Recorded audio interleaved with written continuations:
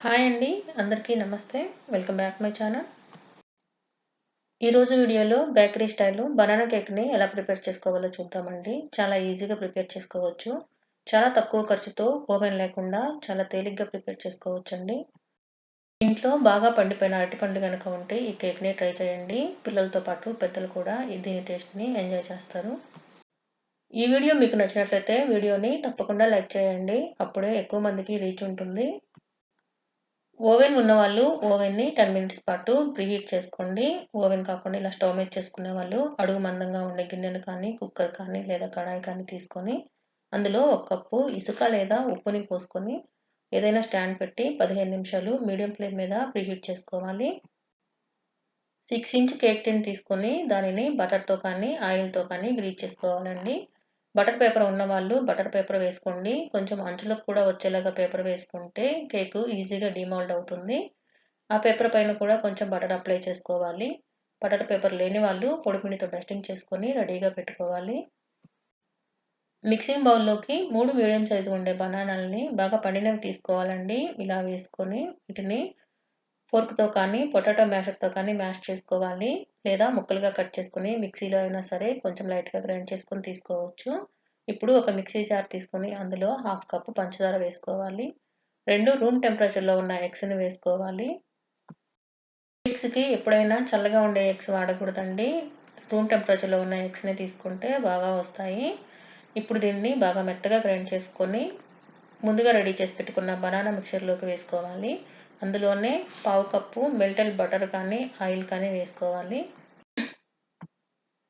Butter మీరు salted లేదా unsalted ఏదైనా తీసుకోవచ్చండి. వేసుకున్న తర్వాత బాగా కలుపుకోవాలి.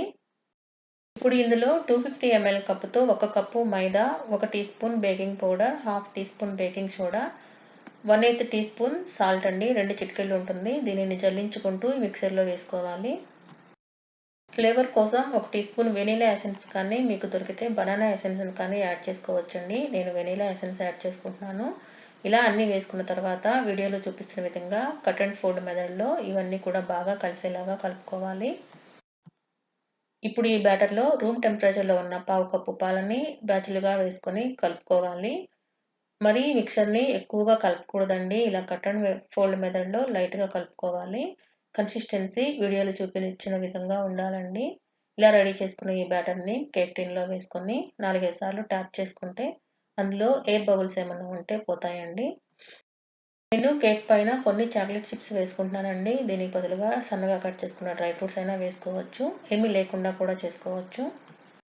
రెడీ చేసుకున్న కేక్ టిన్ని ప్రీహీట్ చేసుకున్న బౌల్లో పెట్టుకొని మూత పెట్టి దానిపైన ఏదైనా వెయిట్‌ని పెట్టుకొని 40 నుండి 45 నిమిషాలు మీడియం టు లో ఫ్లేమ్ మీద బేక్ చేసుకోవాలి. ఓవెన్‌లో చేసుకున్నట్టయితే 180 డిగ్రీ సెల్సియస్ దగ్గర 35 నుంచి 45 నిమిషాలు బేక్ చేసుకోవాలి. 5 మినిట్స్ తర్వాత ఒకసారి ఓపెన్ చేసి చూడండి. కేకుకి ఏదైనా చాక్‌తో కానీ లేదా ఫోర్క్‌తో కానీ గుచ్చి చూస్తే ఎటువంటి పిండి అంటకుండా క్లియర్‌గా రావాలి. ఇలా వస్తే కేక్ పర్ఫెక్ట్‌గా బేక్ అయినట్టండి. నాకు ఈ కేక్ బేక్ అవ్వడానికి 45 మినిట్స్ పట్టింది. కేక్ ఇలా పర్ఫెక్ట్‌గా బేక్ అయింది కదండీ! ఇప్పుడు దీనిని బయటకు తీసుకొని పూర్తిగా చల్లారనివ్వాలి. కేకు పూర్తిగా చల్లారిన తర్వాతనే డీమౌల్డ్ చేసుకోవాలండి. నేను బటర్ పేపర్ వేసుకున్నా కాబట్టి ఈజీగా వస్తుంది. బటర్ పేపర్ వేయని వాళ్ళు నైఫ్‌తో ఎడ్జెస్‌ని రిలీజ్ చేసుకొని ఇలా ఒక ప్లేట్‌లోకి డీమౌల్డ్ చేసుకోవాలి. ఎంతో టేస్టీగా, సాఫ్ట్‌గా, మాయిస్ట్‌గా ఉండే బనానా కేక్ రెడీ అండి. బేకరీలో కన్నా చాలా తక్కువ ఖర్చుతో ఇంట్లో ఈజీగా ప్రిపేర్ చేసుకోవచ్చు. ఇలా రెడీ చేసుకున్న ఈ కేక్‌ని మనకు నచ్చిన విధంగా కట్ చేసుకొని సర్వ్ చేసుకోవచ్చు. ఫ్రిడ్జ్‌లో పెట్టుకుంటే ఈ కేకు 1 వీక్ వరకు నిల్వ ఉంటుందండి. అదే బయట ఉంటే 3 లేదా 4 రోజుల వరకు నిల్వ ఉంటుంది. చూసారు కదండీ! బేకరీ స్టైల్‌లో బనానా కేకు తక్కువ ఖర్చుతో ఇంట్లోనే ఓవెన్ లేకుండా ఎలా ఈజీగా ప్రిపేర్ చేసుకోవచ్చో.